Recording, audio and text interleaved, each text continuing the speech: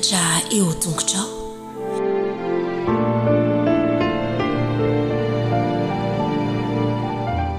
Faly miarahaba ny zazakely rehetra indray.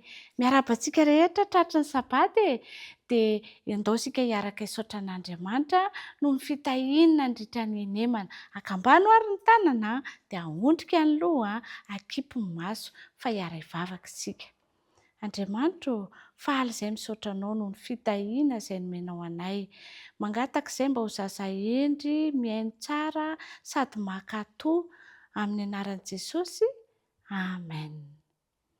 Dia hitondra ny toy ny famoronana indray aho izany anio mitondra ny lohateny hoe nanao ny mazava.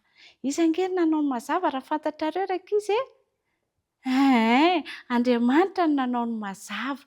Dia ny teny natao tadidy ao Genesis 1:17 indray mivaky toy izao amin'ny anaran'i Jesosy. Ary Andriamanitra nanao hoe misy mazava dia nisy ny mazava. Andao nge averiko indray dia rehefa avy eo tsika miaraka Ary Andriamanitra nanao hoe misy mazava dia nisy ny mazava. Andao ary miaraka mamerina. Manisa telo efa mahay manisa ve ny zazakely? Andao hiaraka nisa telo isika Isa, roa, telo. Ary Andriamanitra nanao hoe misy mazava dia nisy ny mazava. Bravo! Zao ary tamin'ny voalohany moa tadidinareo. Tamin'ny voalohany Andriamanitra nahary ny lanitra sy ny tany.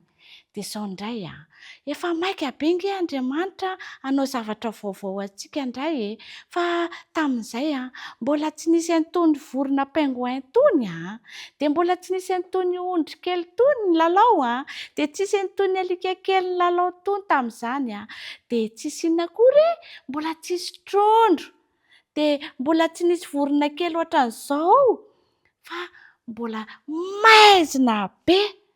Fa rehefa niteny Andriamanitra hoe misy mazava dia nazava mahafinaritra be mihitsy ny tontolo rehefa mazava hitanareo zao za satria mazava dia hitanareo za, fa raha vao maizina eo dia tsy hitanareo za. Dia izao rehefa mazava dia natsoin'Andriamanitra hoe andro. Dia masoandro no nataon'Andriamanitra manazava rehefa amin'ny andro. Nomen'Andriamanitra masoandro dia mazava rehefa andro.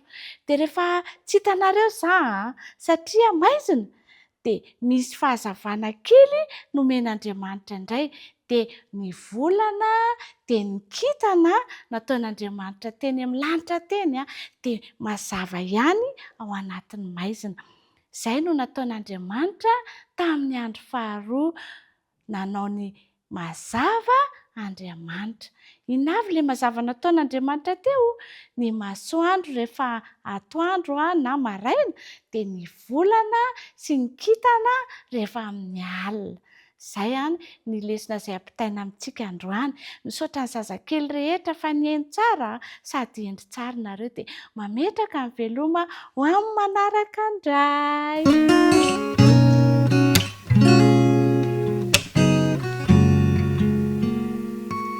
Tsara indrindra ny tompontsika rankizy ka dia endry fa tafahoany eto indray isika amin'ity sabata mahafinaritra ity ka andao ary fampiarahaba izahana hoe faly mahita anao dia ianao koa iteny amiko hoe faly mahita anao. Ndao ary faly mahita anao. Mahafinaritra ny lohahevitrintsika izay mitondra ny lohateny hoe fonenana tonga lafatra. Fonenana tonga lafatra. Nanao famoronana mahafinaritra ho antsika tokoa rankizy Andriamanitra. Ary hitantsika tamin'ny herinandro lasa ireo famoronana izay nataon'Andriamanitra tao anatin'ny 5 andro. Androany anefa dia tohizantsika ho fitiantsika hoe inona ireny nataon'Andriamanitra tamin'ny andro fahaenina.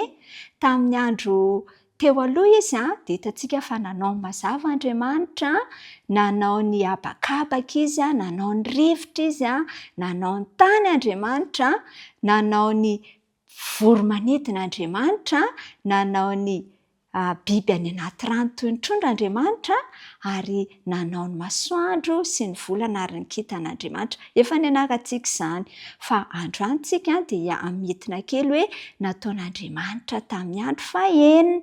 Rehefa tonga rakizy ny andro fahaenina dia nanao ireo karazana biby ainge Andriamanitra. Ny teny fotsiny izy raha nanao an'ireny rehetra ireny dia nisy indro fa nipoitra ny elefanta, indro fa nipoitra ny omby, nipoitra ny lion, ireo biby rehetrarehetra izay hitantsika teto ambony tany tamin'ny andro fahaenina rehefa niteny Andriamanitra dia ary izany. Ary hitan'Andriamanitra angefa tena tsara izy ireny. Kanefa dia izao rehefa nandinika Andriamanitra dia mbola ho tsara indrindra raha toa ka misy olombelona mikarakara izy ireny rakizy. Ka dia nanapa-kevitra ary Andriamanitra iray sy Jesosy ary ny fanahy masina fa hoe andao tsika hanamboatra olona tahaka ny endrintsika. Ary izany indrindra nge nambaran'ny andalan-teny izay ataontsika tsianjery. Izany dia hita amin'ny Genesis 1:7-20 nanao hoe ary Andriamanitra nahary ny olona tahaka ny endriny, tahaka ny endrik'Andriamanitra no namoronany azy, lahy sy vavy no namoronany azy. Ka dia namorona ny olona tokoa Andriamanitra, tsy ohatra ny nanaovany amin'ny biby ange nanaovany antsika io rakizy fa hafa indrindra satria dia izao naka vovon-tany Andriamanitra ary ny vola volainy moramora tamin'ny mpitiavana izany vovon-tany izany dia namboariny, nasiany loha, nasiany vatana, ny tratra, ny kibo, ny sandry, ny tongotra, ny sofina, namboariny tsara daholo dia indro fa vita ny tsotra tsara ilay olona voalohany. Saingy mbola tsy niaina io olona io fa rehefa avy eo dia natoak'Andriamanitra teo amin'ilay orin'ny olona voalohany rakizy ny orin'Andriamanitra dia tonga olombelona ilay olona voalohany izay nomena ny anarana hoe Adama. Dia hitan'Andriamanitra indray nefa fa tsy mety raha irery Adama ka dia nanamboatra ny Eva koa izy. Lahy sy vavy izany no niforon'Andriamanitra. Nataon'Andriamanitra tahaka ny endriny Adama sy Eva satria dia tian'Andriamanitra hanaka azy tanteraka ny toetrany Adama sy Eva, ny endriky Adama sy Eva. Manahoana re ny saintsainanareo izany atao hoe endrik'Andriamanitra izany efa mba nandinika an'izany ve nareo? Fa izao tahaka ny endrik'Andriamanitra no namoronany ny olombelona. Nataony ny olombelona mba hikarakara ireo zavaboary rehetra izay noforoany. Ary rehefa vita ny olombelona dia teo tokoa ngerak'izy Andriamanitra vao niteny hoe indro tsara indrindra. Tsara indrindra izany afa-po Andriamanitra tamin'ny famoronana izay nataony.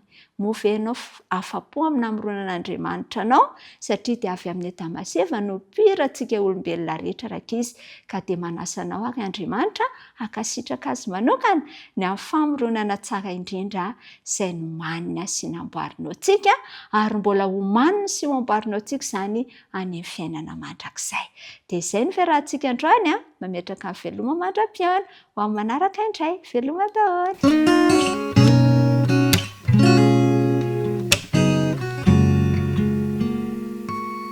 Miarabantsika tanora zandry indray ary. Lesona vaovao indray no niarahantsika nandritry ny herinandro dia lesona fahafiry, lesona faha-2. Tadidiny lohateny sy ny tsianjery, andao iarahana ary. Miambina ny vavahady. Ny tsianjerintsika ao amin'ny Korintianina voalohany 9:9-10 sy 12. Moa tsy fantatrareo fa ny tenanareo dia tempolon'ny fanahy masina izay ao anatinareo sady efa azonareo tamin'Andriamanitra. Ka dia tsy tompon'ny tenanareo ianareo fa olom-boavidy ianareo ka dia mankalaza an'Andriamanitra amin'ny tenanareo. Izay ilay tsianjerintsika. Inona ary ny zavatra niresahantsika nandritry ny herinandro e? Ny fifampiresahan'ny Jaona sy ilay tovolahy no niresahana izay nahitantsika ny tsiambaratelon'ny fiarahana akaiky amin'Andriamanitra. Haintsika tsara fa hoe miambina ny vavahady ilay lohateny. Inona ary izany vavahady embesana izany? Fantatritsika fa ny tenantsika dia milina mahagaga izay Andriamanitra mihitsy nanamboatra azy, tsy misy tahaka azy. Fa Andriamanitra no nanao ny pitsopitsony rehetra mahakasika ny momba ny tenantsika manontolo. Andriamanitra mihitsy ary no nilaza fa onona ao anatintsika satria hoy izy hoe tempolo ny fanahy masina isika. Irino mihitsy izany ny onona ao anatintsika. Noho izany dia mila fikarakarana, izany hoe tempolo izany, mila diovina izany, mila arovana tsy haloto izany tempolo izany. Ary izany no tsiambaratelon'ny Jaona nahatonga azy nanana fiainana tsotra, sakafo tsotra sy fiainana milamina mifanaraka amin'Andriamanitra. Dia nozarain'i Jaona tamin'ilay tovolahy kely izany rehetra izany. Fantatritsika ary ve ireo vavahadin'ny tenantsika? Haintsika izany ianarantsika koa azy any am-pianarana. Fa ireo vavahady dimy ny saintsika: ny maso, ny orona, ny vava, ny sofina ary ny tanana, ny fahatsapana izany retsim-pandrentsika. Ilaintsika ny miambina an'izy ireo satria arakaraka ny zavatra ampidirintsika ao anatintsika no mampahaloto na mampahadio antsika. Noho izany dia tandremana tsara izany ny fisakafoanana, ny fialan-tsasatra ara-dalàna, ny fanatanjahantena, ny rivotra madio, ny tana-masoandro ary ny fitokiana amin'Andriamanitra. Dia eo koa ny fifehezan-tena eo anatrehan'ireo zavatra manimba rehetra toy ireo ny alikaola, ny sigara, ny zava-mahadomely isan-karazany.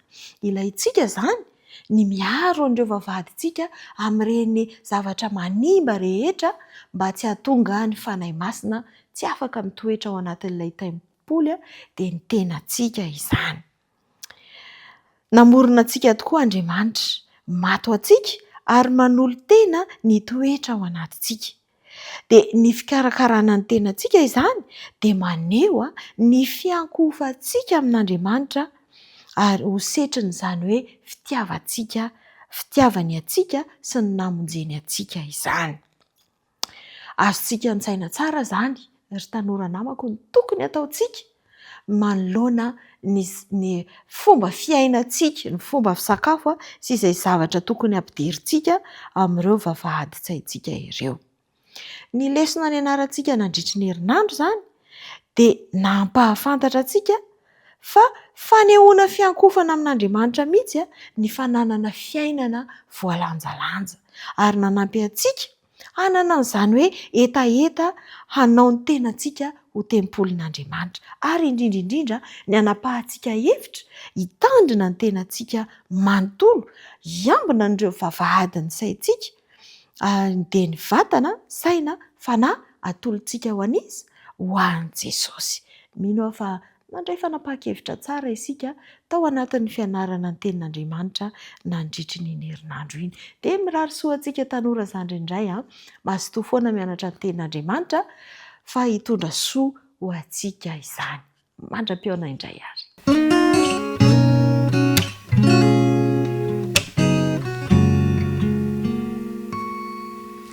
Miarabany tanora mantoanto rehetra indray ireo 13 taona sy 14 taona. Miarabany zoky ny zandry indray aman-dreny rehetra ihany koa. Natratra ity fotoana ity izay amerenantsika ny lohahevitra faha-2 izay nianarantsika nandritry ny herinandro iny izay mitondra ny lohateny hoe toetra kristiana. Toetra kristiana. Ny andinina tao tadiana dia izay hitantsika amin'ny Galatiana 5:5, andiny faha-2 amby roapolo sy ny faha-3 amby roapolo izay hitantsika ny vokatry ny fanahy. Dia ary rahantsika mamerina izany. Fa ny vokatry ny fanahy kosa dia fitiavana, fifaliana, fiadanana, faharipo, famorapanahy, fanaova-tsoa, fahamarinana, fahalemem-panahy, fahononam-po, tsy misy lalàna manao ohatr'izany. Nisy rangahy iray, Zoe ny anarany. Izy ity dia tena mpimamo, izany hoe olona tena mamo lava mihitsy. Dia anisan'ireo olona efa natokatoka ny fiarahamonina izy satria dia mamo foana vao mitanina dia mamo. Dia tsisy te hifandray amin'ny olona. Niova fo anefa izy. Nafantatra an' Jesosy izy, nisy nampafantatra momba an' Jesosy dia niova fo. Ary rehefa niova fo izy dia niova tena olom-baovao mihitsy. Lasa tia manampy ny hafa izy ary manao ny zavatra rehetra izay ampanaovan'ny olona azy eny fa na dia izay zavatra izay iverina fa raha ambany indrindra aza dia nataony Zoe tamin'ny mpifaliana izany ary dia fantatra ny fiarahamonina mahatsara fanazy indray i Zoe. Indray andro rehefa nanao asa fitoriana ny pastora anankiray teo an-toerana dia rehefa tao anatin'ny famelabelaran-kevitra nataony dia iny fa nisy mamo anankiray niditra tao amin'ity fiangonana dia nitabataba ity mamo ary nanantona teny aloha ka teny hoe Andriamanitra tiako raha mba hovanao tahaka ny Zoe mba ataovy tonga tahaka ny Zoe dia tamin'izay dia niteny ilay pastora hoe aleo ovaina ny vavakao ataovy hoe tiako ny hitovy amin'ny Jesosy. Dia nijery an'ilay pastora ilay rangahy mamo ka niteny hoe fa mitovy amin'ny Zoe anga zany Jesosy zany. I Zoe dia nahitana ny endrik'i Jesosy teo aminy rehefa niova fo izy. Ary ianao, iza no hita eo aminao rehefa mijery ianao no manodidina anao. Ny tantsika eo amin'ity fiainana ity dia tsy ny hanome fahafapo an'ny tenantsika fa kosa ny haneho an'i Kristy eo amin'ny fiainantsika manontolo. Dia ahoana no hahatanteraka an'izany ary? Tsotra fotsiny. Rehefa mifandray mandrakariva amin'Andriamanitra isika, rehefa mianatra mandrakariva ny teniny isika dia mahita ny toetran'i Kristy ao anatin'ny soratra masina. Rehefa mahita ny toetran'i Kristy rehefa mibanjina azy mandrakariva isika dia ovaina ahazo an'izany toetrany izany dia lasa ho hita eo amin'ny fiainantsika ihany koa ny fiainan'i Kristy. Arak'ilay andinina tao tadiana teo dia ny hoe ny vokatry ny fanahy eo amin'ny fiainantsika dia ireo karaza-toetra anankisivy ireo. Dia rehefa manana ny fanahy masina ihany isika vao afaka maneho an'izany eo amin'ny fiainantsika. Mba hahatonga antsika aneho toetra tsara, toetra maha-kristianina antsika, izany hoe kristianina izany dia mpanara-dian'i Kristy, maneho an'i Kristy amin'ny fomba fiaina, amin'ny fomba fiteny, ny fomba fanao, mba ahafahantsika ho tonga amin'izany dia tsy hoe tsy maintsy mitandrina didin'Andriamanitra isika dia tsy arakitsika manao an'izany fa rehefa fantatritsika hoe tiantsika Andriamanitra nanome ny zanany lahy tokana ho antsika izy rehefa tsapantsika izany fitiavana izany dia vonona isika aneho ihany koa ny fahatsara-toetra rehetra izay takin'ny didin'Andriamanitra. Tsy hoe satria tsy maintsy manaja ny ray aman-dreny dia hanaja ny ray aman-dreny tsy dia izay loatra fa satria tia Jesosy, satria fantatro fa tia anahy loatra Jesosy dia tsy mampaninona mihitsy ny manaja ny ray aman-dreny. Tsy mampaninona any, tsy mamono olona, tsy mampaninona any, tsy mandainga satria tia loatra Jesosy, fantatro fa tia Jesosy. Dia izay fitiavan'i Jesosy izay no aoka ho saintsaintsika mandrakariva, hianarantsika mandrakariva ao anatin'ny teniny ary tsy hoe tsy indraindray ihany vao mianatra fa amin'ny fotoana rehetra dia aoka ampidirintsika ao an-tsaintsika mandrakariva ny fifandraisana ety amin'Andriamanitra. Dia izany no hanova ny toetrantsika ho ananantsika ny toetra tsara ary hanehoantsika fa tena kristianina marina isika. Ny rariko ry tanora mantoanto dia ny hanaovantsika fanandramana vaovao indray. Andeha isika hanantona an'Andriamanitra bebe kokoa, hiresaka amin'Andriamanitra mandrakariva ao an-tsaintsika ao hamaky ny teniny hatrany hatrany, hihira fiderana mandrakariva ho azy dia hiseho amintsika ireo vokatry ny fanahy izay nampanantenainy ho antsika dia ireo vokatry ny fanahy sivy izay hitantsika eo amin'ny Galatiana 5:12-13 ireo. Hitantsika rehetra ny Tompo dia tena kristianina marina tokoa isika. Mirarisoa indrindra re.